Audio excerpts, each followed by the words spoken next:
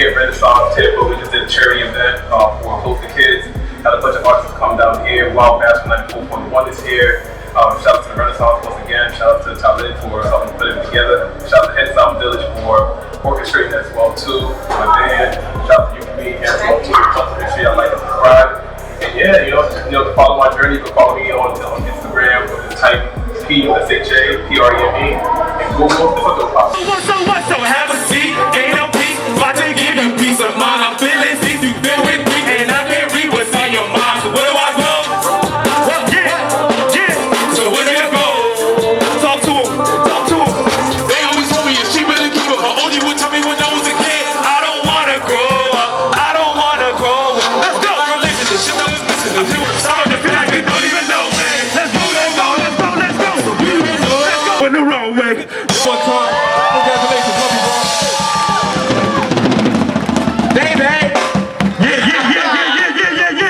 Hey, for real this time, baby.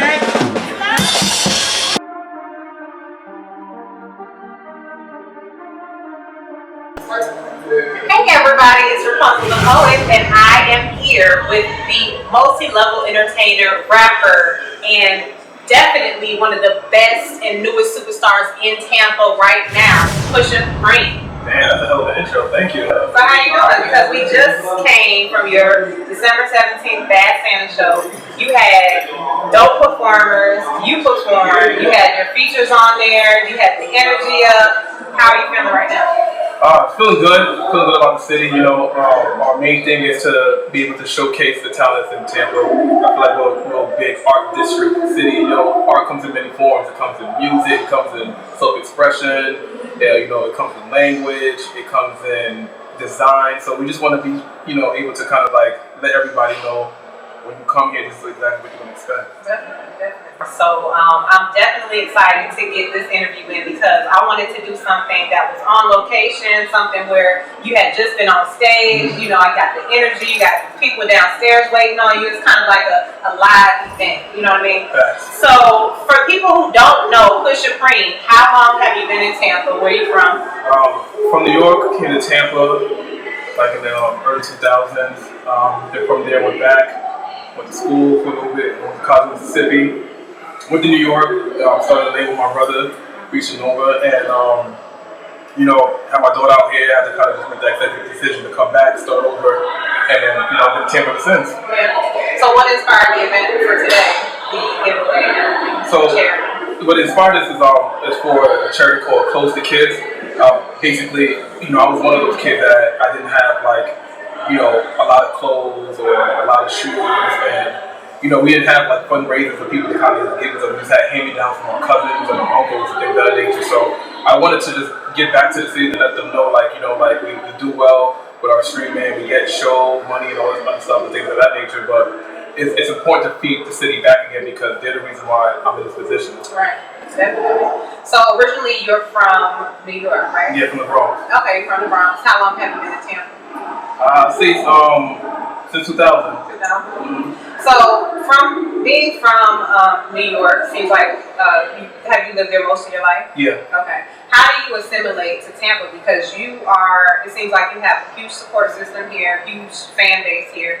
How did you assimilate from the style from New York to the style in Tampa? Because I know it's different, and I know it's an adjustment. So how do you do that? In the beginning, it was an adjustment, and then I think once COVID hit, everybody was just kind of like finding different creative ways to express themselves, and that's just along my lane, and then people just kind of just gravitated towards it, and I just stayed consistent, continue doing shows, continue doing events, challenge myself to make like a new event, like okay. We're going to do a show and we're going to do an open bar. We're going to do a show and we're going to get a projector. We're going to do a show and we're going to drop balloons and have money in it and stuff like that. Just because the things if you pay to come to a show, I want to make sure that your dollar gets the value that's equivalent to the entertainment. Definitely. That's what's up. So tell us the history behind the mask. So for those who don't know. Yeah, y'all, I told you this so many times. It's okay though. I'm saying? Like for people who don't know, I came across an MF Doom interview, and we had just had like a similar storyline. He was in the group, I was in the group. His brother passed away. My brother didn't pass away, but he stopped doing music for a little bit. He took a break, and then from there, kind of wanted to make music anonymously so that I wasn't like the artists that had like the family, or the artists that had all these other things going on, and then have those things kind of like cross contaminate one another. I want to be able to have my peace. I want to be able to go to Disney and I don't get harassed for being PUSHA PREME. So. I tell people to say it's like if you have a birthday and you invite me, now it's our birthday. That's not fair to you. You know what I'm saying? So, I've always made things, from shoes to jackets to clothing. I've always been like creative. So, like it just kind of spoke to me in the midst of making an album. So every album I make a mask that pertains to that. Okay. So you make them every album and you make them yourself? Me and Katrina Wilkinson. You and Katrina Wilkinson. And they're dope. They really are dope. Thank you. Now, I know that from watching a lot of your interviews that you started in battle rap. Yeah. Can you freestyle? Of course. Okay. Are you going to freestyle for me, Ropunzell The Poet? I mean, I can give you a few bars, okay, you know what I'm saying? It's supposed to be the best days of my life. Billboard, iTunes, now verified. That ticket in vain, like I'm giving blood. Got my wife knocked up, am I fucking up? These are days of my life. Days of my life. They go blame it on the juice, killing white lies. Outside, we outside. I ain't juicing, but I'm lifting the bar. P-style got a lot, no diddy. Boy, I've been taking them shots like 50. Added a bitch, put the price on the heels. Hate to be cheap, but my pride is so real. Baby, we lie, she flex on the gram. This ain't no story, I gotta be real. It's honest, babe, cause it's good for my age. Just keep on reading, I'm turning the page. Hey, that was fire. So you really are a freestyle artist. I mean, I think life is freestyle, you know what I'm saying? You can't really, even if you try to predict it, it's always going to work your own kind of way. Yeah. So tell us about your life before coming to Tampa. Like, I know you were an artist in between coming to Tampa, going back to New York and all of that, but you really have made more of a mark recently. So tell me about the times before when you were in New York, the struggle, you know what I'm saying, like going to different events, having to perform in front of 2-3 people at first. I'm sure you've had that experience just like other artists. So talk about, that experience. It's growing pains, but you have to have that faith and belief in yourself that, as long as you connect with the people that come, and, coming up in New York doing music is kind of tough because it's like everybody relates to the struggle, so you have to like be a little more motivational so they can kind of attach to you. And Tampa's the same way, I just think that my whole, existence in music is just the artist that's trying to get it and still be in a relationship.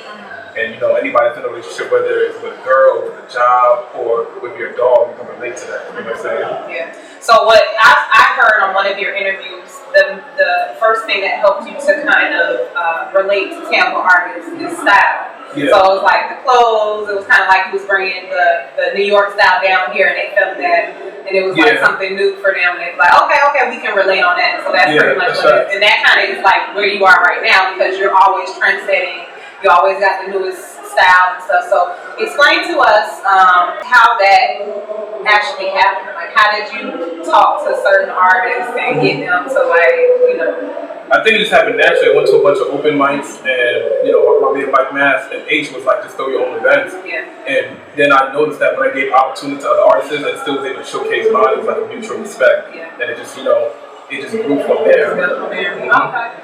So name some of your favorite artists in Tampa, like some local artists, maybe Atlanta, around this area. So I'll keep it Tampa. Okay. Yeah, I like Tampa. Me personally, there's Indie Indigo, Tom G. Okay. I would say Shabbat Philidor, Perception, Jay Brown. Who else? There's so many. Yeah. 80 the artist, Quentin Cambridge, and most of these and Sadie Hughes. Like a lot of these people that have songs with them too. So it's like if I favor your music, then it's like it's easy to connect. Yeah, that's what's up. Tell us about the struggle to become you. Because I know that you're a different type of artist. You do Afro beats. You're not doing like the drill rap. So tell us when you go into a club, they have to book you. The crowd, I'm sure, is expecting a certain thing. Probably not now because everyone knows you now. But from when you started, you had to kind of manipulate the crowd into kind of going your way versus the drill rap way. Because I know that's you have to have. You have to play the field, know your audience. So even though I do have beats, I'm not ignorant to the way music makes people feel, and that's what I kind of just try to created in a sense to where it's like a storyline, but it's a whole mantra, you know. Like outside, like I love how the horns kind of like make it feel like triumph. And then during that time, you know, I made that song because I was, you know, everyone was outside during COVID in Tampa, so that was like, you know, and the people would like have restrictions and things like that. So when people remember that time, they kind of connect with it a little more. Can I get the Angelo members up real quick? They was really shooting in the gym. Ron Anderson, probably one of my favorite songs. This song has done so much for me in the city. We about to do Outside, y'all. So We're not about to do Outside. Quit if you know the record and you want to come and join us here, come along, man. There ain't no yellow tape here, man. Y'all come along. I'm like gotta live it. Mount Dude thinking I'm standing.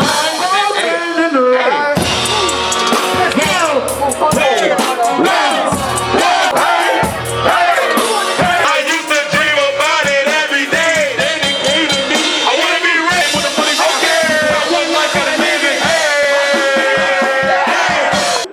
Okay, so we heard some of your the rappers in Tampa that you prefer. What are some of the industry artists? Like, what is your top 3 industry artists, female and male? I say right now, it changes. I've been listening to a lot of Dochi. So personal. Yeah, she's dope. I would say also Travis Scott. I love what he does. And right now, I'm really in J. Cole. J. Cole? Yeah, J. Cole. Okay. My favorite of all time is Jay-Z, but I love the content that J. Cole's giving. So you're more influenced by New York rap or down south rap? I don't know. I think I'm just influenced by music, to be honest with you, because I make so many different styles of music.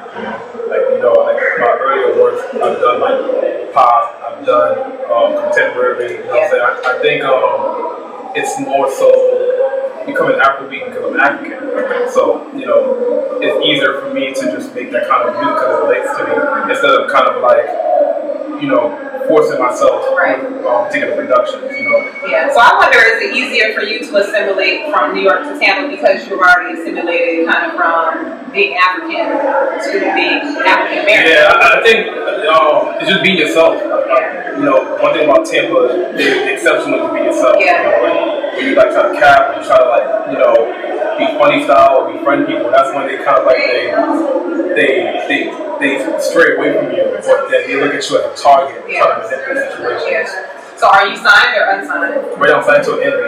You're signed to an independent. And for other artists that don't know, like, how do you go about being signed by an independent label? Like, how does that work? It started off as like an investor kind of ordeal, and then I told them like, hey, you know, I want to take this to like the next level, especially when things pop off. Like, I want to provide security for both of us. So I see the benefits of working with families and the benefits of working with me.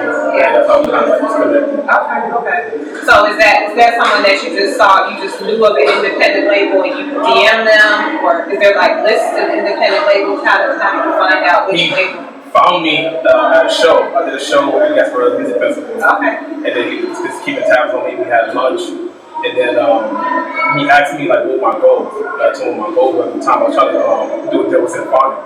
And he's like, hey, you know, I'm in this indie level, indie label, and I would really like to do a single deal with you for Advertisers. And I was like, okay, let's see. You know what I'm saying? Like, it's only one song, why not? So, you know, they sent us out to Atlanta, and he had this whole compound studio and everything. It was just so dope. I was like, damn, like, then they booked us for a show in Alabama. So I'm like, oh, like, this is real for real. And then, like, you know, we had meetings and dinners, and he had so many different connections. I was like, okay, yeah, I'm ready for this. Okay. So what's the biggest opportunity you've had so far? That's a good question. I would say opening for Legends of the South was pretty huge because that was in Alabama. We opened for Jeezy, Boosie, UGK, and Bun B. So that was pretty dope. I would say that. And then tomorrow I'm opening for Jada. So I heard. Are you excited? Yeah, no, I'm excited. Like we're gonna be in the studio tomorrow, kind of chilling. Like, so we'll see what happens. Yeah. And you open for Nas. Open for Nas too. That was dope. So how dope was that? Like, is Nas one of? You say Jay-Z is up there. Is Nas up there too? As far as yeah, no, he's up there. Nas is super talented. Yeah. You know, it's just I just related more to Jay-Z because I like the fact that Jay-Z always put himself as a businessman. Yeah. You know? Yeah, I think that is just dope. Like, to see you here sitting next to me, and you've opened for Nas, and you've opened for these people, and you're, you know, shoulder to shoulder with them, you know what I'm saying? I just see you probably next year, you know what I'm saying? Maybe I'll be interviewing Nas, you know what I mean? Because you're just, you know, you, as far as I'm concerned, you have the potential to be just as big, in my opinion. Appreciate that. Yeah, I think 6 degrees separation is, yeah, I think that's like a real thing. Yeah. You're only like 6 people away from the person that you want to meet. Right. So I'm gonna ask you my POV questions just to get your input, your point of view on certain hot topics, different things you might have an opinion on. And let's see what we have. So, who is the best rapper alive? Who's the best rapper alive? Jay-Z. So can you explain to me, because I'm a woman and I don't listen to a lot of Jay-Z. Is it because he's lyrical? Is it because he's richer? Is it because he has Beyonce? Why does one put Jay-Z in the top 5? I think, for my opinion, Jay-Z is like he's the most consistent. He actually gives gems, and then he tells his story. And all these stories are real. Like he's like, you know, he's like a walking, talking, living achievement. You know what I'm saying? Like he has double entendre metaphors. You know, there's not too many people that can actually stay on the track with him and like compete with him on a record. Yeah, lyrically, I mean, even the songs, he has like I think he has the most number ones ever. Not only that, your value as an artist comes from the circle. Can you make other people just as rich as you? Not just rich, as successful. He's done it with Kanye West. He's done that with, you know, Beanie Siegel. Got Beanie Siegel's popping. He's done that with Cameron. Like he's just, you know, he's an incredible artist. You know, and well respected. So all around, awesome artist. Yeah, he checks all the boxes. Okay. For sure. So now, all right. So let's see. Now I asked you what was the biggest moment of your career. What's the biggest disappointment? If you could name it. Maybe to give someone some inspiration, like this has happened to me. I think the biggest disappointment is when I help somebody, right, that's super talented and they don't work as hard and they just stop making music. That's the most disappointing thing. When they stop altogether. Yeah, when they stop, they take like elongated breaks and you just kind of see the wither away. To me, that's the most disappointing part. Yeah. You know, I cover to a lot of talented people and I tell them like, you know, this guy just have like ultimate confidence and belief in himself. It's like someone, you know, have to believe in God and stuff like that. Like mentoring them and then they just fall off. Yeah, that could be difficult. Alright, so what do you think is the state of female rap right now? Like, everyone considered, what do you think? Do you think female rap is going up? Oh yeah, definitely. The last BT cycle proved that. Yeah. They're coming up. They already have those voices now. They just put their own stories into perspective. And people, even guys are relating to them as well too. So yeah, it's on the rise. It's probably past the rise right now. You know, just the way that they're selling, the way that they're moving, the way that the songs are just like all over the globe. So who's your favorite female rapper? Ooh man, it's hard, man. It's tough. I do like Doechii. I like what Glorilla is doing. I really like Cardi because, you know, Cardi went against all the odds, you know. Okay. So I like Cardi too. Now I saw one of your interviews that you actually met her. Yeah. Long time ago, at Sue's Rendezvous. So did you like afterwards see her on Love and Hip Hop? Was like, wow. Nah, I wasn't a Love and Hip Hop fan at that time. I just saw like all the memes and stuff like that. I was like, why does she look so familiar? Yeah. You know what I'm saying? And then when she actually dropped Who That Girl, I'm just like, oh my god, it's the girl from Sue's Rendezvous. Yeah. Like, damn, she raps now? So you never actually like talked to her while she was dancing? I mean, or tipped her? Like tip her and stuff like that. So you tipped her to me? Yeah, a long time ago. I mean, okay. She won't remember. Was she good dancing? I don't remember. It was a minute ago. Okay. It was a minute ago. That's interesting. Yeah, I can't. The only time I've been to a strip club and a strip club has been like impressive is when I went to Sin City. Now, what's up with you in Atlanta? Atlanta has Onyx now. Oh, okay. You ever been to Onyx? I retired from the strip club. Since I had my daughter, I haven't. That's not my spot anymore. Since you had your newest daughter. Yeah. How old are your kids? I have one's 18 and one is 12 and a half, my 1 year old. I know it'd be hard to think of their ages because they always change, and you feel like a bad parent. You're like, no, they Hell 3, no, they no. Okay, so give me, and I want because you're a thinker. You know what I'm saying? You're a critical thinker. I can tell, and you have actual commentary. So give me like something as far as what you feel is the state of Tampa rap right now, and how it can become better, and like specifics like. More support. I think right now it's good. It's really good.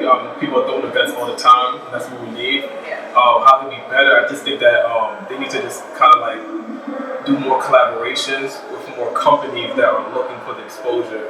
So like fundraisers, or getting with certain vendors that have like TV exposure, or linking up with like brewery companies or alcohol companies and stuff like that, because they want that foot traffic too. So if we can find the sweet spot in the middle, then you'll be able to integrate that food and beverage market. So sponsors, advertisers for like shows and stuff. Yeah. Well, it's definitely been a great and exciting interview. I love the show. I had a great time. You know what I'm saying? It was great seeing you again. I always have a great time coming out. Let the people know, what you have going on, what's coming up next week. So we just dropped the Adam and Eve single. The video out now on YouTube, sold out on all streaming platforms. It's just a song, just kind of talking about relationships, things that you can't let go, whether it's addiction, people, nightmares, dreams. It's all just a conundrum of just the things that we go through as individuals, especially now in 2022, going into 2023. Billboard charting artist, y'all. This dude right here, he shows mad support. Anytime I see you on IG, the comments and stuff, you always showing support to artists. You always asking artists how you can help them, So I appreciate you being in Tampa, and I appreciate you being such a positive, influential role model in front of young men, boys, and other young artists in Tampa. Interviews with Ropunzell. Peace, y'all. Be safe. Letting go, whether you're letting go in a relationship, whether you're letting go of an addiction, whether you're letting go of something that you know could be harmful to you, but it's just like it just keeps you attached. And I know everyone here can kind of relate to that in some form or fashion. So I hope you guys enjoy it. We co-directed this. So